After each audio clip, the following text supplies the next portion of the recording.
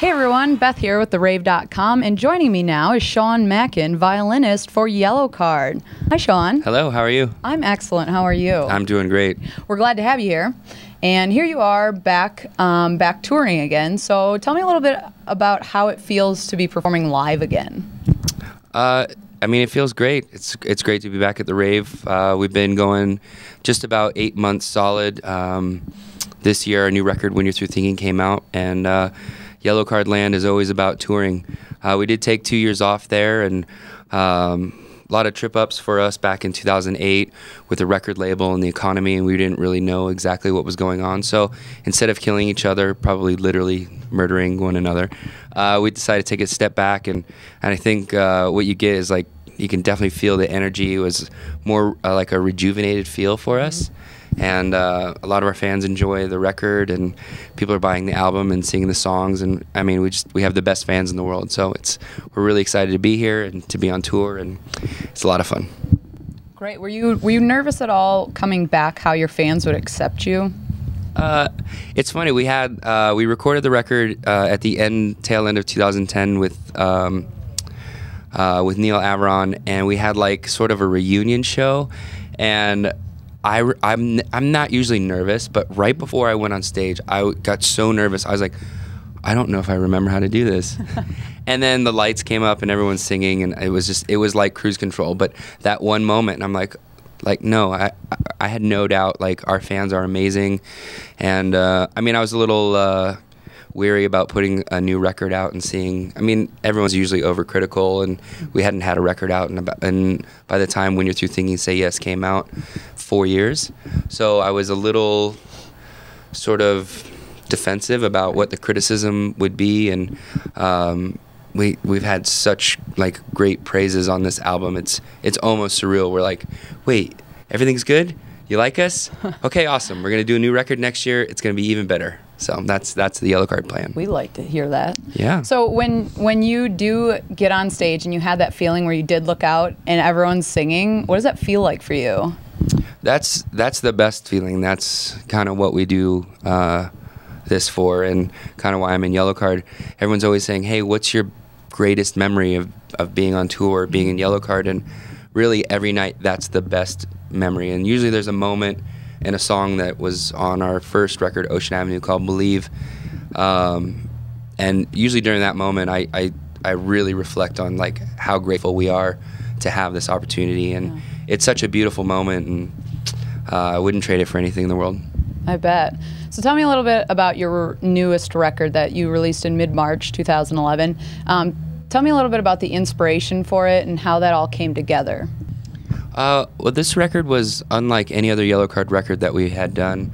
When we took the break, we were all kind of musically doing other things and sort of living just a normal, everyday life. I mean, a couple of us got just normal, average jobs, and you sacrifice a lot when you tour. I mean, there was 8 years where we toured 250, 300 days out of the year, and so you just sacrifice a lot of relationships and family and friends and things like that. And so it was the little things that we focused on, and I think having a little bit of life to enjoy and sort of rediscover was able to give us the inspiration to write the next record. And lyrically, of course, I can't speak for Ryan, but I mean, he's such a talented poet and a great narrator, that just to be in a band with him and to hear the songs really on the other side of how he's able to say things, it's great just to share the stage with him. But musically, I think that we are able to capture that energy, and we're able to just sort of have a little bit more life put back into the music, and maybe that's what we were missing, and maybe that's what Yellowcard needed. But whatever happened, it seemed to be a pretty good formula, and that was the difference. I guess a little bit more for like the mechanical side of it. We weren't living together, so we were emailing each other songs and ideas, and we were flying to see one another, and it was really exciting because usually we get off the road for 8-9 months out of the year, and then we go in a room about the size of this room, and there's 5 of us, and we all smell bad, and we hate each other, and and we're tripping over one another. And I mean, it's just normal life. We're 5 brothers, but this gave us enough like space to where when I was flying to go see the guys down in LA, I'm at the airport, I'm like, I got ideas, like I'm really excited, you know. So and Neil Averon, he's the sixth member of the band, and obviously he's superstar producer, so just to get an opportunity to work with him again was awesome. So tell me a little bit about your writing process. I know that you were one of the major influences in the writing. So do the lyrics come first, or does the music come first for you? There's usually a couple different ways that we come up with like a Yellowcard song or an idea. Ryan will sometimes like come up with a melody or a lyric that like just consumes him. And he'll write a skeleton, and then he'll come to us, go check this out, and then we'll put like the meat and potatoes on it. There are other times where I have an idea, or Ryan Mendez, and I mean we have so many great songwriters in the band that, you know, there's always 4 or 5 different ways to piece it together. So for instance, one of my favorite songs on our past record is a song called See Me Smiling, and it's sort of a 10-year commemorative of we lost one of our dear friends just being 20 years old. He got in a car accident, and obviously really difficult. You know, that's the first friend that we lost out of our group, and it had been 10 years since we lost him. And so Ryan wrote that song, but Ryan Mendez, our guitar player, had an entire song structured, drums, guitars, like basically full arrangement, and then we made some minor tweaks, and then Ryan Key added the lyrics and song idea from there. So we can go from a couple different ways, but usually Ryan Key is he sings it, he usually starts it, and then we build from there. Very cool. And that's cool that you got to do that for your friend. I mean, especially what you do to be able to honor. He's with us, so I think he's the one that keeps us safe, keeps us going. Very cool. That's awesome. So a lot of your music is very high energy, and to perform that on stage has got to be draining. How do you pump up for shows? How do you keep that energy up? Well, everyone else is taking naps right now, so we take a lot of naps. It's not really that hard, whether it's 5 people in the audience or 5,000. We really just feed off that energy. We have a great relationship with our crowd, and some bands expect that the crowd is supposed to give them a show, but we understand that we're giving the show, and then what we get back in return, and it just kind of snowballs from there. So it's not really hard. But this tour right now that we've put together with Go Radio and Every Avenue is amazing. It's our first headlining tour in 5 years, and we upped the allotment of songs. We're playing 20 songs. Yes. So it's a long set, and we take good care of our bodies. We drink a lot of water, tea, and we warm up and warm down after the show so we don't hurt our voices. My singers had vocal cord surgery, so we want to be really careful about that. Yeah, I bet. Were you ever worried that you were going to have vocal cord surgery? There was a scare. Like when I was in the studio, it was really difficult for me to sing. Obviously, the studio is so hard because you're like, I can totally nail this part, and you do it, and it's really bad. And then the producer's like, hey, that was really bad. And you're like, so about that.